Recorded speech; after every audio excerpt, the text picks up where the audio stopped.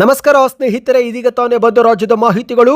ಗೃಹಲಕ್ಷ್ಮಿ ಯೋಜನೆ ಫಲಾನುಭವಿಗಳಿಗೆ ಮುಖ್ಯವಾದ ಸೂಚನೆ, ಬಯೋಮೆಟ್ರಿಕ್ ಸೌಲಭ್ಯಕ್ಕೆ ಅವಕಾಶ ಕಲ್ಪಿಸುವುದಾಗಿ ಸಿಎಂ ಡಿಕೆ ಶಿವಕುಮಾರ್ ಅವರ ಹೇಳಿಕೆ. ಸೇವಾ ಸಿಂಧು ಕೇಂದ್ರ ಅಥವಾ ಮನೆ ಮನೆ ಸಮೀಕ್ಷೆಯಿಂದಲೇ ಪರಿಶೀಲನೆ ಕಾರ್ಯ ಆರಂಭ ಎಂದಿದ್ದಾರೆ. ಎಲ್ಲಾ ಗೃಹಲಕ್ಷ್ಮಿ ಯೋಜನೆ ಫಲಾನುಭವಿಗಳು ವಿಡಿಯೋ ಸ್ವಲ್ಪನೂ ಸ್ಕಿಪ್ ಮಾಡಬೇಡಿ. ಮತ್ತೊಂದೆಡೆಯಲ್ಲಿ ಮತದಾರರ ಪಟ್ಟಿಯ ವಿಶೇಷ ಪರಿಷ್ಕರಣೆ, 43 ಲಕ್ಷಕ್ಕೂ ಅಧಿಕ ಜನರಿಗೆ QR ಕೋಡ್ ಇರುವ ನೋಟಿಸ್ ಜಾರಿಗೆ. ನಿಮ್ಮ ಮನೆ ಬಾಗಿಲಿಗೂ ಕೂಡ ನೋಟಿಸ್ ಬರಬಹುದು. ನೀವೇನು ಮಾಡಬೇಕು ಎಂಬ ಮಾಹಿತಿ ನೋಡೋಣ. ಮತ್ತೊಂದೆಡೆಯಲ್ಲಿ ನಾಗೇಂದ್ರ ಅವರು ರಾಜೀನಾಮೆ ಕೊಡಬೇಕು ಎಂದು ಬಿಜೆಪಿ ಜೆಡಿಎಸ್ ಸದಸ್ಯರ ಆಗ್ರಹ. ಕಪ್ಪು ಟಿ ಶರ್ಟ್ ಧರಿಸಿ ಸದನಕ್ಕೆ ನುಗ್ಗಿದ ಬಿಜೆಪಿ ನಾಯಕರು. ಎಲ್ಲ ಮಾಹಿತಿ ಬಂದಿವೆ. ನೀವೇ ಪಕ್ಷದಿಂದ ಹೊರಗೆ ಹಾಕಿ ಈಗ ನೀವೇ ಟಿ ಶರ್ಟ್ ಹಾಕೋಕೆ ಬರ್ತಿದ್ದೀರಾ ಎಂದು ವಿಜೇಂದ್ರ ಅವರಿಗೆ ಟಾಂಗ್ ಕೊಟ್ಟ ಯತ್ನಾಳ್ ಅವರು. ಎಲ್ಲ ಮಾಹಿತಿ ನೋಡೋಣ. ಬಂಗಾರ ಕುಸಿದ ಬಳಿಕ ಖರೀದಿ ಮಾಡಿದ್ರೆ ಆಯಿತು ಎಂದು ಕಾದು ಕುಳಿತವರಿಗೆ ಶಾಕಿಂಗ್ ಸುದ್ದಿ. ವರಮಹಾಲಕ್ಷ್ಮಿ ಹಬ್ಬದ ಸಮಯದಲ್ಲಿ ಚಿನ್ನದ ಬೆಲೆ ಭಾರಿ ಏರಿಕೆ. 1,60,000 ಗಡಿ ದಾಟಿದ ಬಂಗಾರ. ಎಲ್ಲ ಮಾಹಿತಿಗಳನ್ನು ಡೀಟೇಲ್ ಆಗಿ ನೋಡೋಕ್ಕೂ ಮೊದಲು ನೀವು ನಮ್ಮ ಚಾನಲ್ಗೆ ಮೊದಲು ಬಾರಿ ಭೇಟಿ ಕೊಡ್ತಿದ್ರೆ ದಯವಿಟ್ಟು ಸಬ್ಸ್ಕ್ರೈಬ್ ಆಗಿ ಪಕ್ಕದಲ್ಲಿ ಕಾಣಿಸುವ ಗಂಟೆ ಕೂಡ ಒತ್ತಿ. ಇದರಿಂದ ಕರ್ನಾಟಕದ ಮಾಹಿತಿಗಳು ನಿಮಗೆ ಸಿಗುತ್ತವೆ. ವಿಡಿಯೋಗೆ ಲೈಕ್ ಮಾಡಿ ಮತ್ತು ವಿಡಿಯೋ ಪೂರ್ತಿಯಾಗಿ ನೋಡಿ. ಬನ್ನಿ ಸ್ನೇಹಿತರೆ, ಎಲ್ಲ ಮಾಹಿತಿಗಳನ್ನು ಡೀಟೇಲ್ ಆಗಿ ನೋಡೋಣ.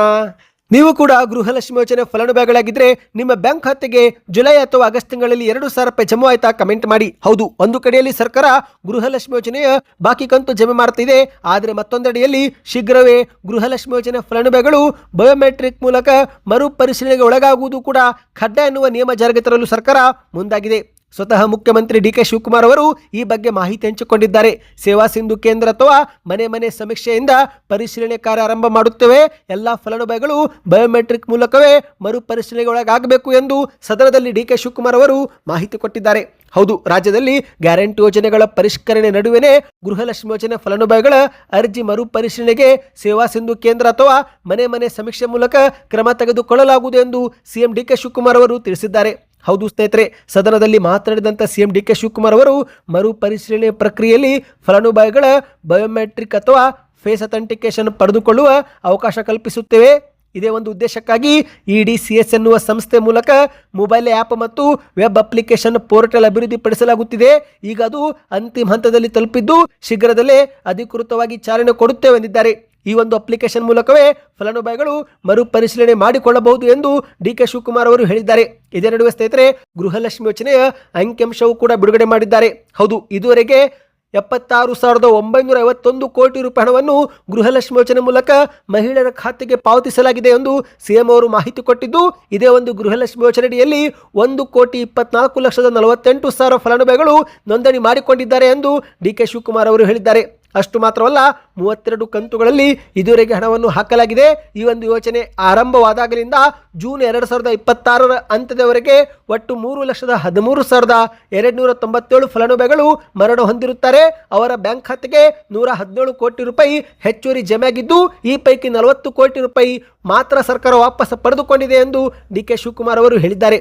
ನಿಮ್ಮ ಬ್ಯಾಂಕ್ ಖಾತೆಗೂ ಗೃಹಲಕ್ಷ್ಮಿ ಯೋಜನೆ ಹಣ ಜಮಾ ಆಗ್ತಾ ಇದೆಯಾ? ಕಮೆಂಟ್ ಮಾಡಿ. ಬನ್ನಿ ಎರಡನೇ ಮಾಹಿತಿಗೆ ಹೋಗೋಣ. ರಾಜ್ಯದ 43 ಲಕ್ಷ ಜನರಿಗೆ QR ಕೋಡ್ ಇರುವ ನೋಟಿಸ್ ಜಾರಿಗೆ ಮಾಡಲು ಚುನಾವಣಾ ಆಯೋಗ ಮುಂದಾಗಿದೆ. ಹೌದು, ರಾಜ್ಯಾದ್ಯಂತ ಈಗಾಗಲೇ ಮನೆ ಮನೆ ಭೇಟಿ ನೀಡಿ SIR ಮಾಡುತ್ತಿರುವ BLOಗಳು ಸದ್ಯ ದಾಖಲೆಗಳನ್ನು ಪರಿಶೀಲನೆ ಮಾಡುತ್ತಿದ್ದು, ಆದರೆ ಸ್ನೇಹಿತರೆ, ಮತದಾರರ ಪಟ್ಟಿಯಲ್ಲಿನ ದೋಷಗಳು ಮತ್ತೆ ಕಂಡು ಬಂದಿದ್ದು, ಹಾಗಾಗಿ 43 ಲಕ್ಷ ಜನರಿಗೆ QR ಕೋಡ್ ಇರುವಂತಹ ನೋಟಿಸ್ ಅನ್ನು ನೇರವಾಗಿ ಮನೆ ಬಾಗಿಲಿಗೆ ತಲುಪಿಸಲು ಚುನಾವಣಾ ಆಯೋಗ ನಿರ್ಧಾರ ಮಾಡಿದೆ. ಈ ಒಂದು ನೋಟಿಸ್ ಪಡೆದವರು ತಮ್ಮ ಸೂಕ್ತ ದಾಖಲೆಗಳನ್ನು ಆನ್ಲೈನ್ ಮೂಲಕ ಅಪ್ಲೋಡ್ ಮಾಡುವುದು ಅನಿವಾರ್ಯವಾಗಿದೆ. ಹೌದು, ನೋಟಿಸ್ನಲ್ಲಿ ದಿನಾಂಕ, ವಿಚಾರಣೆಯ ಸಮಯ, ಸ್ಥಳದ ಮಾಹಿತಿ ಸೇರಿದಂತೆ ಹಲವೊಂದು ಮಾಹಿತಿಯನ್ನು ಮತ್ತೊಮ್ಮೆ ತುಂಬಬೇಕಾಗುತ್ತೆ. ನಿರ್ದಿಷ್ಟ ಸಮಯದಲ್ಲಿ ಮತದಾರರು ಈ ಒಂದು BLOಗಳಿಗೆ ಅರ್ಜಿಯನ್ನು ಮತ್ತೊಮ್ಮೆ ತುಂಬಿ ಕೊಡಬೇಕು ಸ್ನೇಹಿತರೆ. ಇಲ್ಲವೆಂದರೆ ನಿಮ್ಮ ಒಂದು ಮತದಾನದ ಹಕ್ಕನ್ನು ನೀವು ಕಳೆದುಕೊಳ್ಳುವ ಸಾಧ್ಯತೆ ಇರುತ್ತೆ. ಹೌದು, ಈಗಾಗಲೇ ಲಕ್ಷಾಂತರ ಜನರು ಈ ಒಂದು SIR ಫಾರ್ಮ್ ಅನ್ನು ಫಿಲ್ ಮಾಡಿ BLOಗಳಿಗೆ ಕೊಟ್ಟಿದ್ದಾರೆ. ಆದರೆ BLOಗಳು ಈ ಒಂದು ಮಾಹಿತಿ ಮತದಾರರ ವಿವರವನ್ನು ಪರಿಶೀಲಿಸುವ ವೇಳೆ ಮತ್ತೆ ಲೋಪದೋಷಗಳು ಕಂಡು ಬಂದಿವೆ. ಹೌದು ಸ್ನೇಹಿತರೆ, ಮಾಹಿತಿಯ ಪ್ರಕಾರ SIR ಪರಿಶೀಲನೆಯಲ್ಲಿ ಸುಮಾರು 23 ಲಕ್ಷ ಮತದಾರರ ವಿವರಗಳು 2002ರ ಮತದಾರರ ಪಟ್ಟಿಯೊಂದಿಗೆ ಮ್ಯಾಪಿಂಗ್ ಆಗುತ್ತಿಲ್ಲ. ಉಳಿದಂಥ 20 ಲಕ್ಷ ಮತದಾರರ ಹೆಸರು, ವಯಸ್ಸು, ತಂದೆ ಹೆಸರು ಸೇರಿದಂತೆ ಹಲವು ವಿವರಗಳಲ್ಲಿ ವ್ಯತ್ಯಾಸಗಳು ಕಂಡು ಬಂದಿವೆ. ಹೀಗಾಗಿ 43,80,000 ಮಂದಿಗೆ ಮತ್ತೆ ನೋಟಿಸ್ ನೀಡಲಾಗ್ತಾ ಇದೆ. ಅಂದ ಹಾಗೆ ಸ್ನೇಹಿತರೆ, ನೋಟಿಸ್ ಬಂದರೆ ಆತಂಕ ಪಡೋ ಅಗತ್ಯವಿಲ್ಲ. ಹೌದು, ನೋಟಿಸ್ ಬಂದ ಮಾತ್ರಕ್ಕೆ ಮತದಾರರ ಹೆಸರನ್ನೇ ತಕ್ಷಣವೇ ಪಟ್ಟಿಂದ ತೆಗೆದು ಹಾಕೋದಿಲ್ಲ. ಬದಲಿಗೆ ಸ್ನೇಹಿತರೆ ನೀವು ಮತ್ತೆ ಅಗತ್ಯ ದಾಖಲೆಗಳನ್ನು ಕೊಟ್ಟು ನಿಮ್ಮ ತಪ್ಪುಗಳನ್ನು ಸರಿಪಡಿಸಿಕೊಂಡು ಮತ್ತೊಮ್ಮೆ ಮತದಾರರ ಪಟ್ಟಿಗೆ ಸೇರ್ಪಡೆ ಆಗಬಹುದು. ಅಂದಹಾಗೆ ಇದೇ ಒಂದು ಆಗಸ್ಟ್ 24ರಂದು ಚುನಾವಣಾ ಆಯೋಗ ಕರಡು ಮತದಾರರ ಪಟ್ಟಿ ಬಿಡುಗಡೆ ಮಾಡಲಿದೆ. ಆ ಒಂದು ಪಟ್ಟಿಯಲ್ಲಿ ನಿಮ್ಮ ಹೆಸರಿದ್ರೆ ಯಾವುದೇ ಸಮಸ್ಯೆ ಇಲ್ಲ ಸ್ನೇಹಿತರೆ. ಒಂದೊಮ್ಮೆ ನಿಮ್ಮ ಹೆಸರಿಲ್ಲವೆಂದರೆ ಆಗ ಅಕ್ಟೋಬರ್ 22ರವರೆಗೆ ನಿಮಗೆ ಸಮಯಾವಕಾಶವಿರುತ್ತೆ. ಮತ್ತೊಮ್ಮೆ ದಾಖಲೆಗಳನ್ನು ನೀವು ಸಲ್ಲಿಕೆ ಮಾಡಬೇಕಾಗುತ್ತೆ. ಫಾರ್ಮ್ 6 ಕೂಡ ಸಲ್ಲಿಕೆ ಮಾಡಬೇಕಾಗುತ್ತೆ.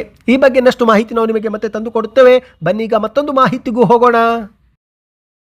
ವಾಲ್ಮೀಕಿ ನಿಗಮದ ಹಗರಣದ ಆರೋಪ ಎದುರಿಸುತ್ತಿರುವ ನಾಗೇಂದ್ರ ಅವರಿಗೆ ಸಚಿವ ಸ್ಥಾನ ಕೊಟ್ಟಿದ್ದಕ್ಕೆ ಬಿಜೆಪಿ ಮತ್ತು ಜೆಡಿಎಸ್ ನಾಯಕರು ಕೆಂಡ ಕಾರಿದ್ದು ಇವತ್ತು ವಿಧಾನಸೌಧಕ್ಕೆ ನುಗ್ಗಿ ಆಕ್ರೋಶ ವ್ಯಕ್ತಪಡಿಸಿದ್ದಾರೆ. ಹೌದು, ಬಿ ನಾಗೇಂದ್ರ ಅವರು ರಾಜೀನಾಮೆ ಕೊಡಬೇಕು ಎಂದು ಆಗ್ರಹಿಸಿ ಕಪ್ಪು ಟಿ ಶರ್ಟ್ ಧರಿಸುವ ಮೂಲಕ ಬಿಜೆಪಿ ಮತ್ತು ಜೆಡಿಎಸ್ ಸದಸ್ಯರು ಇಂದು ಆಕ್ರೋಶ ವ್ಯಕ್ತಪಡಿಸಿದ್ದು ಸದನದಲ್ಲಿ ಹೈ ಡ್ರಾಮಾ ನಡೆದು ಹೋಗಿದೆ. ಹೌದು ಗೆಳೆಯರೆ, ವಾಲ್ಮೀಕಿ ನಿಗಮದಲ್ಲಿ ಆಗಿರುವ ಹಗರಣಕ್ಕೆ ಸಂಬಂಧಿಸಿದಂತೆ ಬಿಜೆಪಿ ಜೆಡಿಎಸ್ ಸದಸ್ಯರು ಒಗ್ಗಟ್ಟಾಗಿ ಇಂದು ಹೋರಾಟ ಮತ್ತೆ ಮುಂದುವರೆಸಿದ್ದಾರೆ. ಸದನಕ್ಕೆ ವಿವಿಧ ಘೋಷಣೆಗಳು ಒಳಗೊಂಡ ಕಪ್ಪು ಟಿ ಶರ್ಟ್ ಧರಿಸುವ ಮೂಲಕ ಸದನಕ್ಕೆ ನುಗ್ಗಿ ಆಕ್ರೋಶ ವ್ಯಕ್ತಪಡಿಸಿದ್ದಾರೆ. ಹೌದು, ಮೊದಲಿಗೆ ವಾಲ್ಮೀಕಿ ಪ್ರತಿಮೆ ಮುಂಭಾಗದಲ್ಲಿ ಪ್ರತಿಭಟನೆ ಮಾಡಿ ನಂತರ ಪಾದಯಾತ್ರೆ ಮೂಲಕವೇ ವಿಧಾನಸೌಧಕ್ಕೆ ಬಿಜೆಪಿ ಜೆಡಿಎಸ್ ಸದಸ್ಯರು ಆಗಮಿಸಿದ್ದು, ಇದೇ ಒಂದು ಸಮಯದಲ್ಲಿ ಅವರನ್ನು ತಡೆಯಲು ಪೊಲೀಸರು ಮತ್ತು ಮಾರ್ಷಲ್ಗಳು ಹರಸಾಹಸ ಪಟ್ಟಿದ್ದಾರೆ.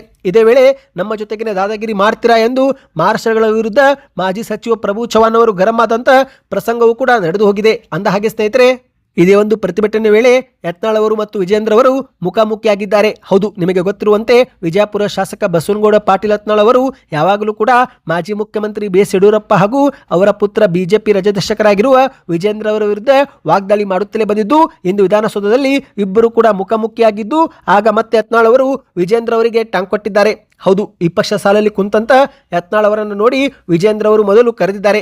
ಬನ್ನಿ ಯತ್ನಾಳ್ ಅವರೇ ವಿಧಾನಸಭೆ ಒಳಗೆ ಹೋಗೋಣ ಅಂತ ಕರೆದಿದ್ದು, ಅಷ್ಟು ಮಾತ್ರವಲ್ಲದೆ ಯತ್ನಾಳ್ ಅವರಿಗೂ ಕೂಡ ಟಿ ಶರ್ಟ್ ಹಾಕೋಣ ಎಂದು ವಿಜೇಂದ್ರ ಅವರು ಹೇಳಿದ್ದಾರೆ. ಆಗದಕ್ಕೆ ಪ್ರತಿಕ್ರಿಯೆ ಕೊಟ್ಟಂತೆ ಯತ್ನಾಳ್ ಅವರು ನೀವೇ ಪಕ್ಷದಿಂದ ಹೊರಗೆ ಹಾಕಿ ಈಗ ಟಿ ಶರ್ಟ್ ಹಾಕಲು ಬಂದಿದ್ದೀರಾ ಎಂದು ವ್ಯಂಗ್ಯವಾಡಿದ್ದಾರೆ. ಅದಕ್ಕೆ ಮತ್ತೆ ವಿಜೇಂದ್ರ ಅವರು ಪ್ರತಿಕ್ರಿಯಿಸಿ ಇದು NDA ನೇತೃತ್ವದ ಹೋರಾಟ ಎಂದು ಹೇಳಿಕೆ ಕೊಟ್ಟಿದ್ದಾರೆ. ಬನ್ನಿ ಸ್ನೇಹಿತರೆ, ಕೊನೆಯ ಮಾಹಿತಿಗೆ ಹೋಗೋಣ. ಈ ಒಂದು ಹಿಂದೆ ಯುದ್ಧದ ವಾತಾವರಣದಿಂದ ಚಿನ್ನದ ಬೆಲೆಯಲ್ಲಿ ಭಾರಿ ಏರಿಕೆ ಆದಾಗ ಚಿನ್ನ ಪ್ರಿಯರು ಕುಸಿದ ಬಳಿಕ ಖರೀದಿ ಮಾಡಿದರೆ ಆಯಿತು ಎಂದು ಕಾದು ಕುಳಿತಿದ್ರು. ಚಿನ್ನ ಅದರಂತೆ ಕುಸಿತವೂ ಕೂಡ ಕಂಡಿತು. ಆದರೆ ಸ್ನೇಹಿತರೆ, ಈಗ ನೋಡುತ್ತಿದ್ದಂತೆ ಮತ್ತೊಮ್ಮೆ ಚಿನ್ನ ಭಾರಿ ಏರಿಕೆ ಆಗಿದೆ. ಹೌದು, ವರಮಹಾಲಕ್ಷ್ಮಿ ಹಬ್ಬದ ಬೆನ್ನಲ್ಲೇ ಚಿನ್ನದ ಬೆಲೆಯಲ್ಲಿ ಭಾರಿ ಏರಿಕೆ ಕಂಡು ಬಂದಿದೆ. ಹೌದು, ವರಮಹಾಲಕ್ಷ್ಮಿ ಹಬ್ಬದ ಶುಭ ಸಮಯದಲ್ಲಿ ಚಿನ್ನಕ್ಕೆ ಮತ್ತೆ ಬೇಡಿಕೆ ಹೆಚ್ಚಾಗುತ್ತಿರುವ ಹಿನ್ನೆಲೆಯಲ್ಲಿ ಆಗಸ್ಟ್ 21 ಮಾರುಕಟ್ಟೆ ಪ್ರಕಾರ ಬೆಂಗಳೂರಲ್ಲಿ 24 ಕ್ಯಾರೆಟ್ 1 ಗ್ರಾಂ ಬಂಗಾರದಲ್ಲಿ 121 ರೂಪಾಯಿ ಏರಿಕೆ ಆಗಿದೆ. ಅಂದರೆ ಸ್ನೇಹಿತರೆ, ಇವತ್ತು 24 ಕ್ಯಾರೆಟ್ 1 ಗ್ರಾಂ ಬಂಗಾರದ ಬೆಲೆ 16,048 ರೂಪಾಯಿ. ಅಂದರೆ 10 ಗ್ರಾಂಗೆ 1,60,60,480 ರೂಪಾಯಿ. ಅಂದರೆ ಚಿನ್ನ ಈಗ ಮತ್ತೊಮ್ಮೆ 1,60,60,000 ಗಡಿ ದಾಟಿದೆ. ಅದೇ ರೀತಿ 22 ಕ್ಯಾರೆಟ್ ಆಭರಣ ಬಂಗಾರದಲ್ಲಿ 1 ಗ್ರಾಂಗೆ 110 ರೂಪಾಯಿ ಏರಿಕೆ ಆಗುವ ಮೂಲಕ 14,710 ರೂಪಾಯಿ ಆಗಿದೆ. ಅಂದರೆ ಸ್ನೇಹಿತರೆ, 22 ಕ್ಯಾರೆಟ್ 10 ಗ್ರಾಂ ಬಂಗಾರದ ಬೆಲೆ ಆಭರಣದ ಬೆಲೆ 1,47,100 ರೂಪಾಯಿ. ಈ ಒಂದು ಹಿಂದೆ ಇದೇ ಬೆಲೆಯಲ್ಲಿ 24 ಕ್ಯಾರೆಟ್ ಅಪರಂಜಿ ಬಂಗಾರ ಬರ್ತಿತ್ತು. ಆದರೆ ಇದೀಗ 22 ಕ್ಯಾರೆಟ್ ಬಂಗಾರ ಬರಲಿದೆ. ಒಟ್ಟಿನಲ್ಲಿ ಸ್ನೇಹಿತರೆ, ಚಿನ್ನ ಬೆಲೆ ಭಾರಿ ಮತ್ತೊಮ್ಮೆ ಏರಿಕೆಯಾಗಿದೆ. ಇನ್ನು ಬೆಳ್ಳಿ ಬೆಲೆಯಲ್ಲೂ ಕೂಡ ಪ್ರತಿ ಗ್ರಾಮ್ನಲ್ಲಿ 5 ರೂಪಾಯಿ ಏರಿಕೆಯಾಗಿದೆ. 255 ರೂಪಾಯಿ ಇತ್ತು, ಈಗ 260 ರೂಪಾಯಿ. ಅಂದರೆ 1 kg ಬೆಳ್ಳಿ ಬೆಲೆ 2,60,000 ರೂಪಾಯಿ. ಸ್ನೇಹಿತರೆ, ನಿಮ್ಮ ಪ್ರಕಾರ ಚಿನ್ನ ಬೆಳ್ಳಿ ಕುಸಿತವಾಗಬೇಕು, ಏರಿಕೆ ಆಗಬೇಕು? ನಿಮ್ಮ ಅನಿಸಿಕೆಗಳನ್ನು ನಮಗೆ ಕಮೆಂಟ್ ಮಾಡಿ ತಿಳಿಸಿ. ಮಾಹಿತಿಗಳು ಇಷ್ಟವಾಗಿದ್ದರೆ ಚಾನಲ್ಗೆ ಸಬ್ಸ್ಕ್ರೈಬ್ ಮಾಡ್ತಾ ವಿಡಿಯೋನ ಆದಷ್ಟು ಶೇರ್ ಮಾಡಿ.